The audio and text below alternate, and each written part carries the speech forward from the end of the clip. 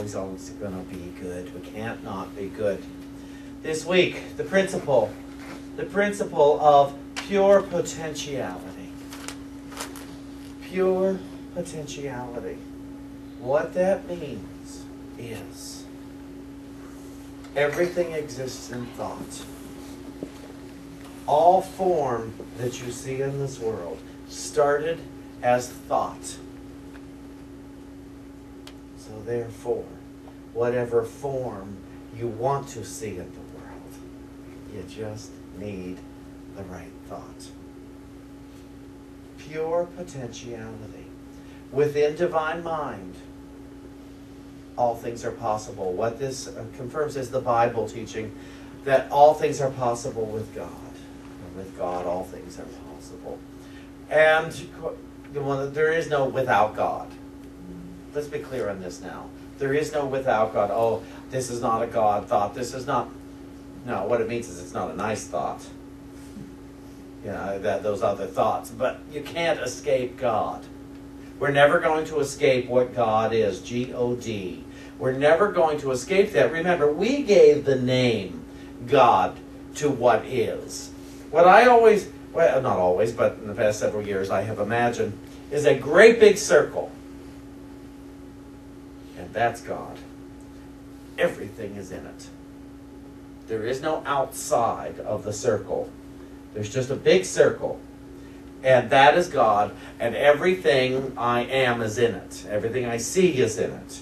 Everything. And in my egoic state, I'm trying to get outside that circle. You know, I'm pushing at the edge of the circle because I'm trying to get out of it. And I can't.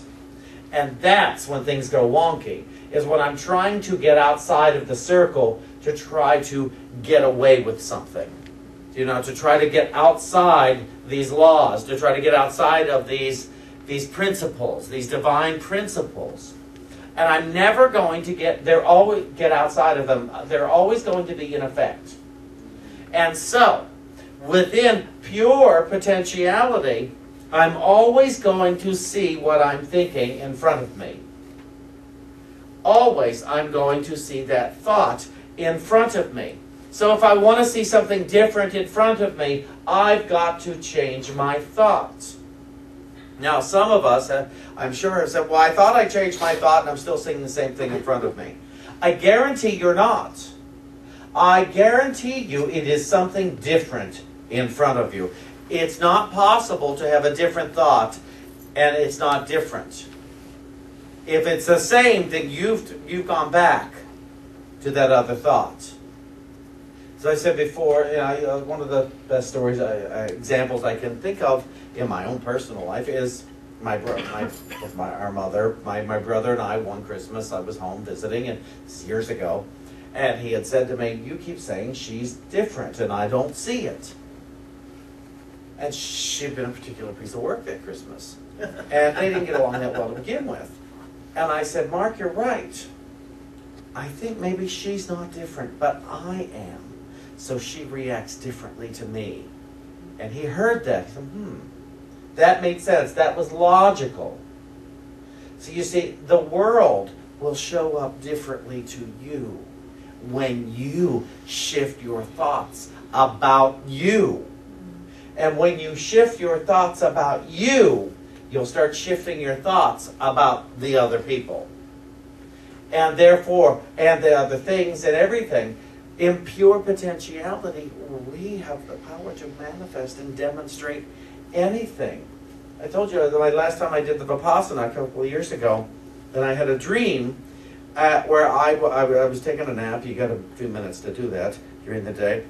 And I dreamt that I could step up above the ground and walk above the ground. And I kept hearing myself say in the dream, don't doubt or you won't be able to do it.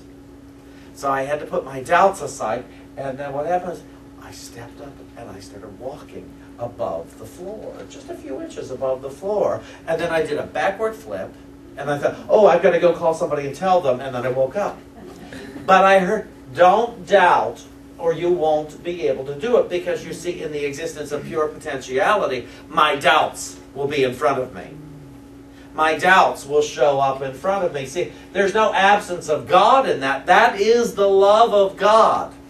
That I can have thoughts that show up in front of me. That's how the kind of love that God is. God's not going to intervene and say, oh, well, you've been nice. You know, you've been pretty well behaved, so I'll let you off the hook this time. No, because then we wouldn't have the divine law that is equal and just for everyone. For absolutely everyone. Now, I don't understand the manifestation of a lot of thoughts. I'm not going to pretend to. Well, the best I can do is take away the meaning. Remove the meaning from what you see in front of me and just know how you feel about what you see in front of you. Just observe how you feel about what you see in front of you today. And whatever sensations, what have you. And that way you're not saying, oh, this means this and therefore I'm a bad person. Oh, see, I'm bad for having these thoughts because look and see. Because that's giving meaning that doesn't exist. It absolutely doesn't exist. But if suddenly in the front of my thoughts, I see a dog charging me, I might run. I don't know what I might do. But if I could just take the meaning away from rather thinking, what did I do to cause this? It doesn't matter what I did right now, quite frankly. It's just, okay, this is the result. And if I see cancer in front of me, cancer's charging me, because that happens to some of us, doesn't it? It's happened to family members, and it's happened. A friend of mine called me Friday, a spiritual leader friend of mine who has had cancer before, and she called me up Friday. She wanted to chat with me, and she said to me, she said, you know, now it's in my lung, and they caught it very, very early, but I'm going to have to go through chemo again. And I said, well, you were tired of that hairdo anyway. And she said, no, I know why I called you. Because you got to be able to laugh at this stuff. You got to, because cancer is no more, cancer doesn't have a mind of its own. Money doesn't have a mind of its own. I'd like to have told you my mother didn't have a mind of her own, but I think she did. But, you know, the weather and the power outage doesn't have a mind of its own. The floor doesn't have a mind of its own. The past doesn't have a mind of its own. Our brothers and our sisters and our friends and the people at the grocery store, all that, it's all based on what I think about it. It's every experience of my life. So if I take the meaning away and just observe the sensations, just observe, then I'm really in a place of power. Then I'm really in a great place for the pure potentiality, the principle of pure potentiality, because then I can look at this and say, okay, bring the good on. I'm willing to see the good. Whatever the good is, I'm willing to see it, because this has no meaning for me.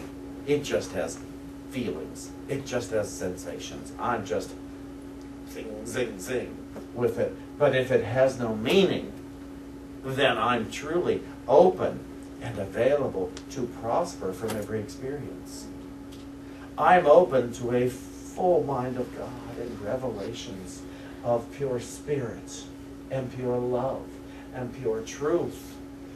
When Charles Fillmore defines love, and he says, love loves for the sake of loving.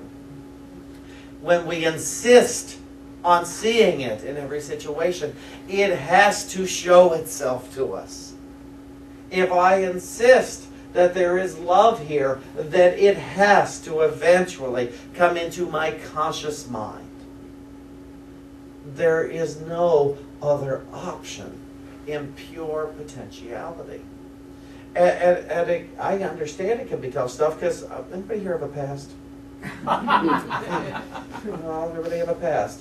And we're busy seeing our past when situations arise. I'm busy giving this meaning based on my past. And my past will lie to me. My past will tell me my future is going to be the same. But when my life changed, radically changed a lot of years ago now is when I decided the past will not dictate my life. The past absolutely will not dictate every aspect of my life. No, granted, I can win and out of forgetting that. But the past does not have the option of dictating my present life. My thoughts of God have the option of dictating my present life, of forming my present life, of manifesting my present life. My thoughts of truth, my thoughts of love, my logical thoughts of what must be. Love must be. It's why I'm not afraid to be in a dark house at night anymore. That during the hurricane when the lights were and the power was all out for a week, but we could stay there because it was a lot warmer, I wasn't afraid to walk anywhere in that house at night. I didn't go up to the attic, but I don't like that in the best of times. And it's not that I'm afraid there's something invisible. It's the visible stuff I'm afraid of that might have crawled in. Because I still give that meaning. There's God and vermin. But I wasn't afraid that something's going to jump out of the shadows at me. So when I asked David to sing that song, don't be afraid of the dark. See everything in a different light. Even see the darkness in a different light. See the shadows in a different light. Being at Lucy and Larry's house this week, I wasn't afraid. It's a house a lot bigger than ours.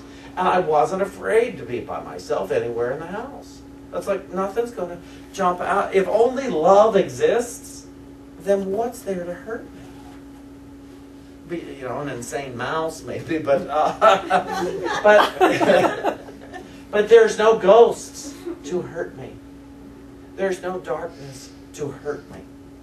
If in pure potentiality there is only love. Now, the way to go about manifesting this mindset is one thought at a time. One thought at a time. One thought at a time. And you build thought upon thought upon thought. The law of mind action is thoughts held in mind produce after their kind. And so that's also the law of attraction, is thoughts produce like thoughts. That's what the law of attraction is. I used to be confused about the law of attraction. I thought it meant attracting something to, I'll attract money to me. No, it means you take on a prosperous thought, and it attracts another prosperous thought, and another prosperous thought, and another prosperous thought. But also a thought of resentment and anger also attracts another thought of resentment and anger, and another thought. And then I begin to see it in front of me. I begin to see my victim, or I begin to see my grace. I begin to see what is in front of me. One thought, one thought, one thought, one thought, one thought. And that's all I need, one thought at a time, one thought at a time, one thought at a time, one thought at a time, one thought. And that begins to attract another thought, and another thought, and another thought, and another thought, and another thought.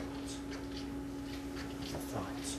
So in the law of pure potentiality, Scott, we're getting ready. Okay, so am I. Yeah, good. Another thought. So that in your pure potentiality, you can keep reminding yourself of what is and what is possible. Do not keep reminding yourself of what the past has said. It's not possible. It is possible. All love is possible. All truth, all peace, all joy is possible. And with that, the universe begins to take the shape of to fulfill all of my human needs, all of my physical needs, all of my mental needs, all of my relationship needs, all of my transportation needs, all of my financial needs. It takes but it starts first in the principle of pure potentiality. Thank you.